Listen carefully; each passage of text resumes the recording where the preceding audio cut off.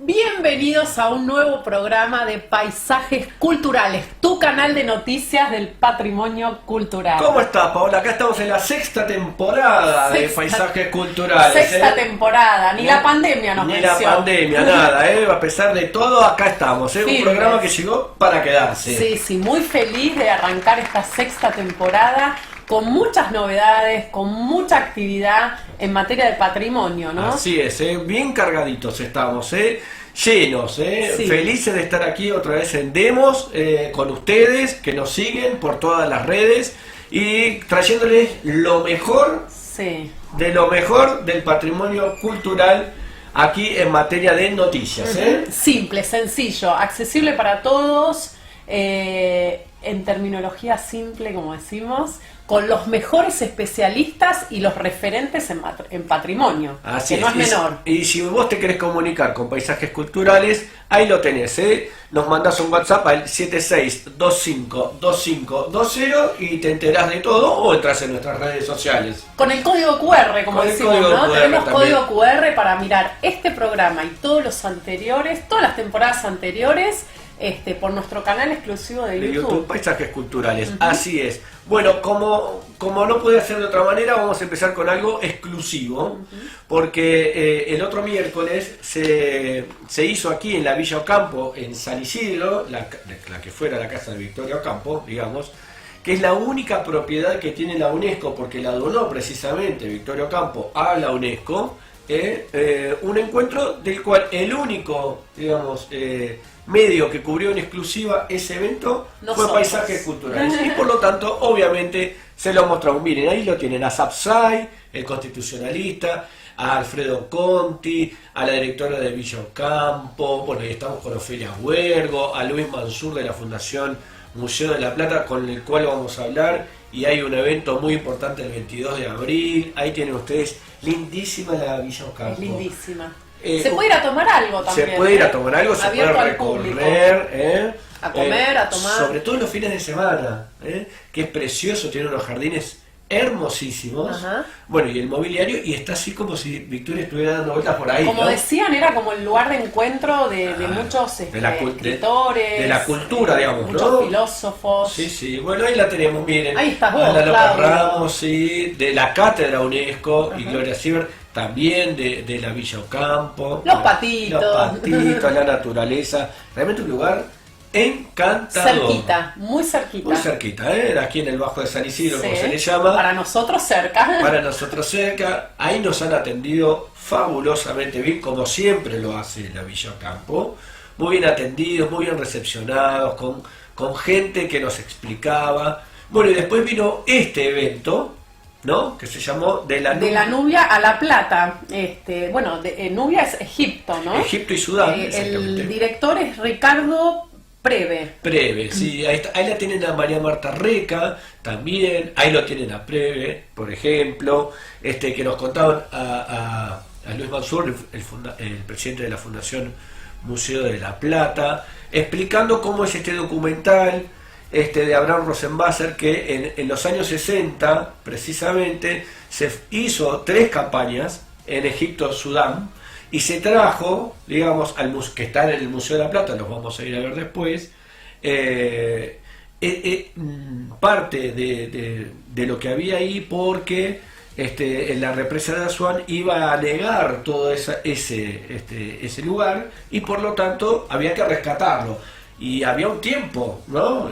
Antes que la represa inundara todo. Bueno, en esos 3 años, Abraham Rosenwasser hizo todo ese trabajo. El documental habla de su hija, encantadora, divina, lo lleva muy bien. Bueno, y precisamente el documental, que no parece un documental, pero lo es, tiene una calidez y una calidad divina, que se va a empezar a estrenar en toda la República Argentina. Seguramente ya pasaremos fragmentos. Ya pasaremos fragmentos para ustedes, pero realmente súper recomendable en un marco como la Villa Ocampo, donde lo tuvimos a Alfredo Conti. Sí, él es arquitecto, él es asesor de la UNESCO, es un gran referente en patrimonio, y en patrimonio mundial. Patrimonio O sea, mundial. y es de acá, es Y es de argentino. acá, es nuestro. Es nuestro. Como Como digo. muchos, como muchas personas muy capaces que brillan en el mundo. Ahora está justamente de viaje Ahora en España. Y antes de irse, un minuto antes de irse, Sí. con el pie en el avión,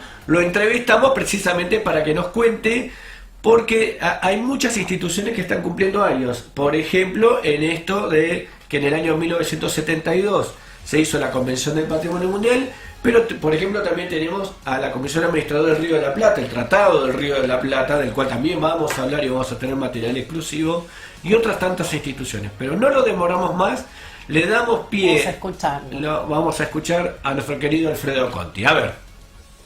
Hola Paola, hola Claudio.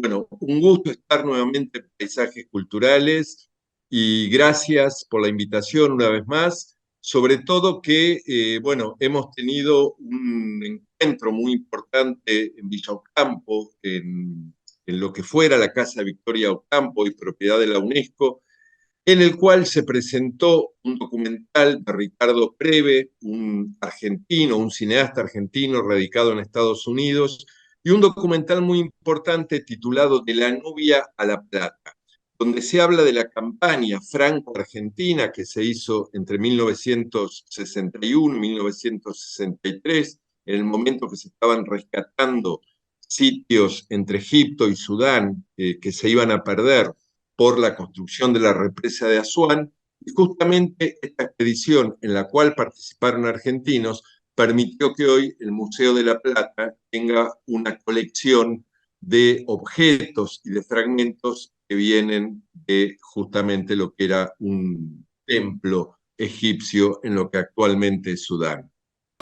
Qué importante la intervención y anticiparse para no perder parte de lo que es la historia, ¿no? Fíjense que eso fue previo a la Convención del Patrimonio, de la cual va a hablar ahora Alfredo Conti, pero Abraham Rosalmacer fue el único argentino, el único equipo, encabezando, ¿no? El único equipo argentino latinoamericano que acudió al llamado de la UNESCO, ¿eh?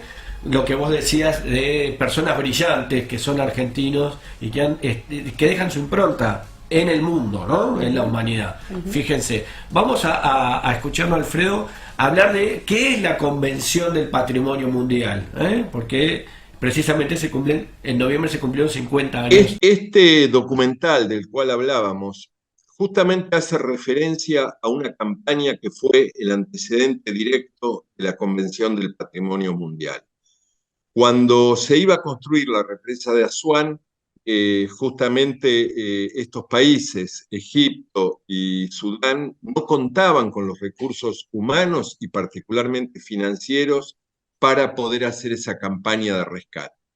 Con lo cual, UNESCO convocó a los países del mundo a contribuir tanto financieramente como técnicamente y con recursos humanos. Y justamente nuestro país, Argentina, fue el único país latinoamericano que participó. De ahí la importancia, por un lado, de esta misión en particular, pero por otro lado, como decía, de esa convocatoria que hizo la UNESCO y esa respuesta que recibió de muchos países del mundo, porque unos 10 años después, justamente en noviembre de 1972, la Conferencia General de la UNESCO adopta la Convención del Patrimonio Mundial. El principal tratado internacional referido a la protección del patrimonio mundial, tanto cultural como natural.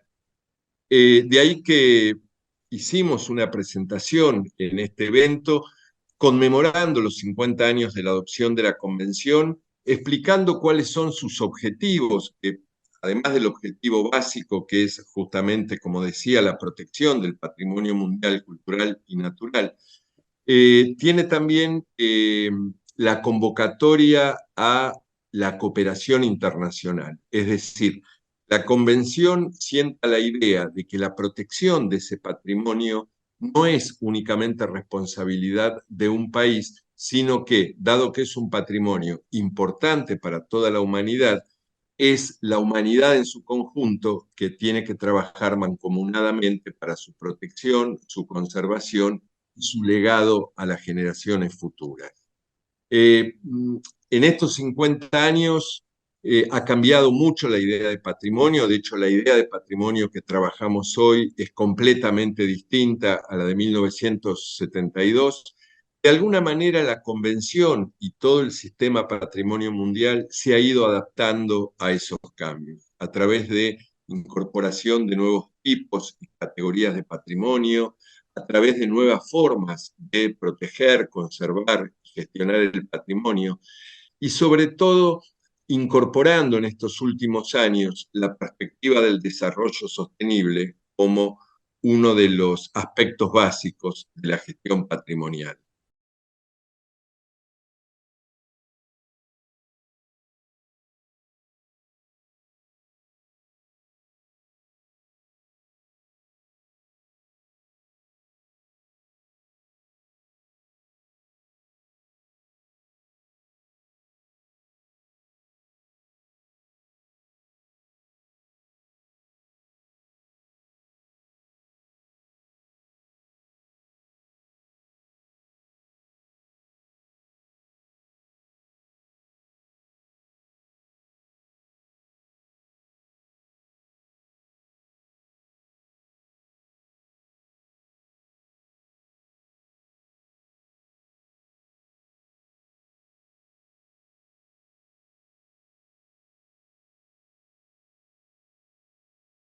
De las distintas convenciones que tiene la UNESCO, y de hecho hay varias convenciones que están referidas al tema del patrimonio, siempre se dice que esta Convención del Patrimonio Mundial es la más exitosa.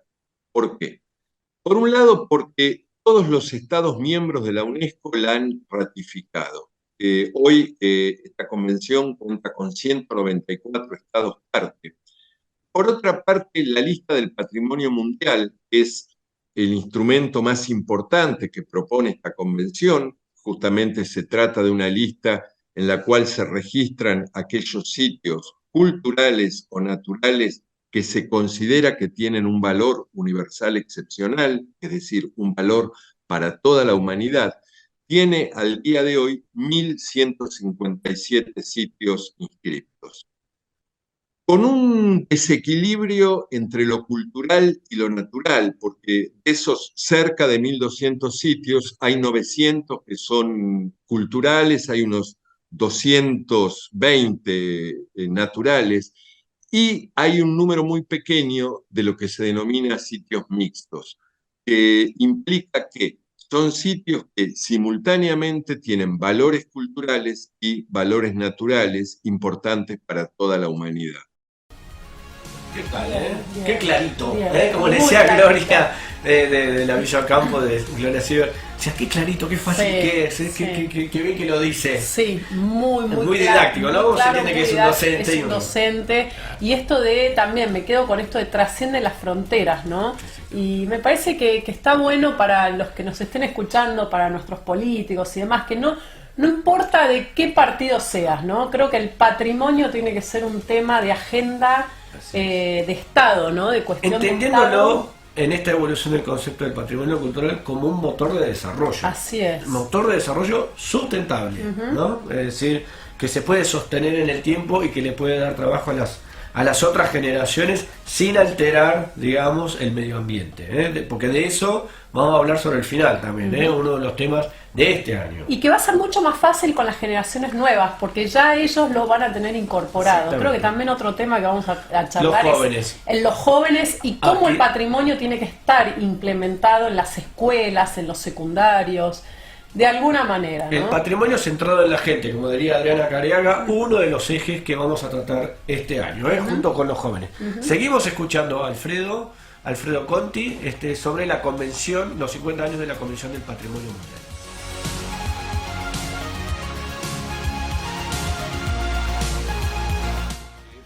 En lo que concierne a nuestra región, que en el marco de la división del mundo que hace la UNESCO está integrada por América Latina y el Caribe, lo primero que hay que comentar también es que todos los países de la región son estados parte de la convención, es decir, la han aceptado. Y al día de hoy contamos con unos 145 sitios latinoamericanos y del Caribe inscritos en la lista del patrimonio mundial, Por un lado, con un desequilibrio similar al que vemos en la lista total, porque de esa cantidad que acabo de mencionar, hay un neto predominio de sitios culturales sobre los naturales y hay un número muy pequeño también hasta el presente de sitios mixtos. Pero también hay un desequilibrio en cuanto a la cantidad de sitios inscritos por país. Ahí debemos decir que México y Brasil han sido los países líderes en la implementación de la convención en la región, en el sentido de los países que han tenido políticas más continuas, más claras respecto al patrimonio mundial. Y de ahí que México cuenta hoy con 35 sitios patrimonio mundial, no solo encabeza a nuestra región, sino que está entre los principales del mundo, digamos, ¿no? En cuanto a cantidad de sitios inscritos. Brasil tiene 23 y luego, bueno, van bajando paulatinamente. Por ejemplo, Argentina al día de hoy tiene 11 sitios, luego Cuba y Colombia tienen 9, y a partir de ahí vamos descendiendo, digamos. Inclusive hay algunos estados insulares del Caribe que hasta el presente no tienen sitios patrimonio mundial. Pero otro aspecto que es interesante para mencionar es cuando nosotros tomamos particularmente los sitios culturales, me refiero a eso porque es mi campo específico de trabajo, vemos, y la pregunta que nos hacemos es, bueno, ¿cómo está representada nuestra región en esa lista del patrimonio mundial? Y vemos que hay dos tipologías o dos categorías de sitios que son los predominantes. Por un lado, los sitios urbanos, es decir, vinculados a partes de ciudades, centros históricos, áreas históricas, cascos históricos, etcétera. Y en segundo lugar, sitios arqueológicos. Por otra parte, cuando vamos a ver en estas dos categorías qué es lo que más está representado en la lista del patrimonio mundial, vemos que en lo que concierne a sitios urbanos, predominan centros históricos del período colonial. Cuando digo período colonial me refiero fundamentalmente a los siglos XVII y XVIII. De hecho, México, por ejemplo, tiene 9 centros históricos inscritos como patrimonio mundial. Brasil también tiene un número importante. Y son muy excepcionales por el momento áreas urbanas de los siglos XIX o XX. Lo más notable en ese aspecto es Brasilia, la capital de Brasil, bueno, y una de las máximas creaciones del movimiento moderno en urbanismo, arquitectura, diseño del paisaje, que fue inscrita en la lista del Patrimonio Mundial en el año 1987. Inclusive cuando hacía escasos 27 años que la ciudad había sido inaugurada, digamos, como nueva capital de Brasil. Otro caso es Valparaíso, en Chile, que tiene un sector más bien pequeño, inscrito como patrimonio mundial, pero dentro de ese sector hay una cantidad importante de edificios que son de fin del siglo XIX o principios del siglo XX. Pero si no, como decía, predomina fundamentalmente lo colonial. Cuando vamos a los sitios arqueológicos, también vemos que hay un predominio de lo que fueron los grandes centros monumentales de ciudades pre-europeas, sobre todo en dos áreas del continente, ¿no? Por un lado, lo que es Mesoamérica, que sería, bueno, la mitad sur de México, más algunos países de América Central. Entonces ahí tenemos las grandes culturas mesoamericanas, como los aztecas, los mayas, los toltecas, etcétera. Y estas culturas construyeron grandes ciudades, de las cuales hoy quedan vestigios. Eso es en cuanto a Mesoamérica. Y luego en América del Sur, las grandes culturas del área andina, ¿no? Ahí hubo toda una sucesión de culturas que van desde lo que hoy es el sur de Colombia hasta parte de Chile y Argentina, que en el momento en que llegan los españoles estaban englobadas, digamos, dentro de un estado único que era el Imperio Incaico. Y de ahí que, bueno, algunos importantes testimonios, de hecho, incas, como, bueno, la ciudad del Cusco o Machu Picchu, pero también otros anteriores, como el caso de Caral en Perú o Chan también en Perú, que son de otras culturas previas a los incas, también están inscritos en la lista del patrimonio mundial. tenemos muy pocos sitios arqueológicos que están vinculados ya a la presencia europea, ¿no? En el caso de nuestro país, por ejemplo, las misiones jesuíticas guaraníes, la provincia de Misiones, que junto con las que hay en Paraguay y una de Brasil son patrimonio mundial, o algunos asentamientos, como el caso de León Viejo en Nicaragua, que es el sitio arqueológico de lo que fue la primera ciudad de León, abandonada poco tiempo después de su establecimiento. Y luego, cuando vamos a otras categorías patrimoniales, como por ejemplo los paisajes culturales o el patrimonio moderno, vemos que hay importantes ejemplos declarados patrimonio mundial. En el caso de paisajes culturales, por ejemplo, los paisajes del café en Colombia, o en Cuba tenemos paisajes vinculados a la producción del azúcar, de la caña de azúcar o del tabaco. En el caso del patrimonio moderno tenemos algunos conjuntos muy importantes como la Ciudad Universitaria de México o la Ciudad Universitaria de Caracas, pero en todo caso son tipologías eh, sobre las cuales la región puede aportar todavía mucho más. Lo que sucede es que son tipologías que no han sido tan investigadas, inclusive no han sido tan protegidas aún en la región. A veces porque los marcos jurídicos ponen algunas limitaciones. Por ejemplo, la protección de un paisaje cultural implica la protección en términos patrimoniales de un territorio, y eso a veces no está contemplado en las legislaciones nacionales. Pero bueno, ahí hay un campo, por supuesto, muy importante para explorar y proponer en el futuro. Como qué mundo, ¿no? O sea, cuando un lugar se declara patrimonio mundial, tiene toda una legislación, una protección, bueno, es trabajo. Es trabajo. Antes, un durante y después. Es un beneficio, pero hay que tener una estructura para poder mantenerlo, ¿no? Hablando, me voy a tomar de lo último que dijo Alfredo, que es el aporte que puede hacer América Latina, sobre todo en patrimonio del siglo XX, hablando precisamente de algo que se acaba de reconstruir y que ya está casi a la visita de todos, que fue la casa sobre el arroyo, ahí en Mar del Plata, obra excepcional de Amancio Williams, un trabajo excelente que ha hecho Magalí Marazo y la Comisión Nacional de Monumentos, tanto en la gestión anterior como en esta. Vamos a hacer una entrevista en particular porque realmente se lo merece, y es una de esas, yo creo que también debería ser, junto con la Casa Curuchet, uno de los elementos. ¿Se acuerdan, no? Cuando fuimos a Turquía y estuvimos ahí junto precisamente con Alfredo, con Julio Santana, apoyando la declaratoria. Creo que la Casa sobre el Arroyo también debería ser. Y la otra cosa que a mí me llama la reflexión de las muchas cosas que dejó Alfredo, es la descolonización del patrimonio.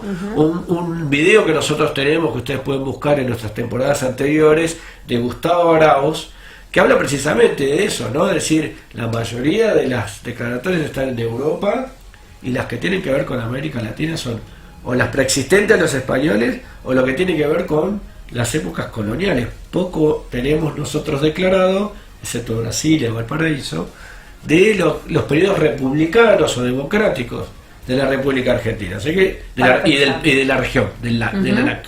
Así que bueno, hay como para seguir discutiendo, armando y trabajando. Pero bueno, ya nos estamos despidiendo. Le pedimos a Alfredo una última reflexión: los jóvenes, el cambio climático, los desafíos que tiene la convención. Lo escuchamos.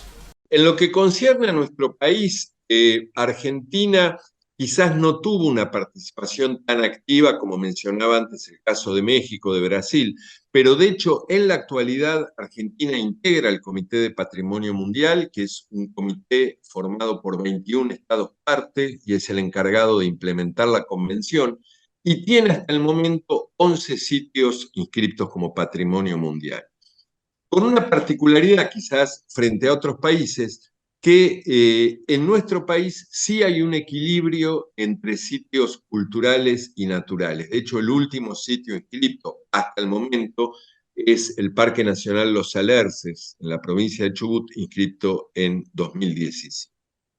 Ahora, habíamos comenzado diciendo que el año pasado se conmemoraron los 50 años de la Convención. Y lo que se está discutiendo y lo que se estuvo discutiendo a lo largo de todo el año pasado fueron los próximos 50 años, ¿no? Bueno, ¿qué nos espera para el futuro? Y a partir de ahí el Comité de Patrimonio Mundial plantea algunos desafíos, de los cuales en la actualidad se pone en primer lugar y como prioritario el impacto del cambio climático. Sabemos, por supuesto, que el cambio climático es un problema real que afecta a todo el planeta, afecta a países ricos y pobres, que afecta no solo al patrimonio, sino la vida misma en nuestro planeta. Pero bueno, en este campo específico en el cual trabajamos, el patrimonio, lo que se está tratando es de prevenir eventualmente y ver cómo se podrían mitigar los impactos que el cambio climático por recurrencia de fenómenos como huracanes, tormentas muy fuertes, lluvias fuertes, vientos, el aumento del nivel del mar. Bueno, cómo todo eso se podría prever y en algunos casos mitigar frente a estos sitios patrimoniales.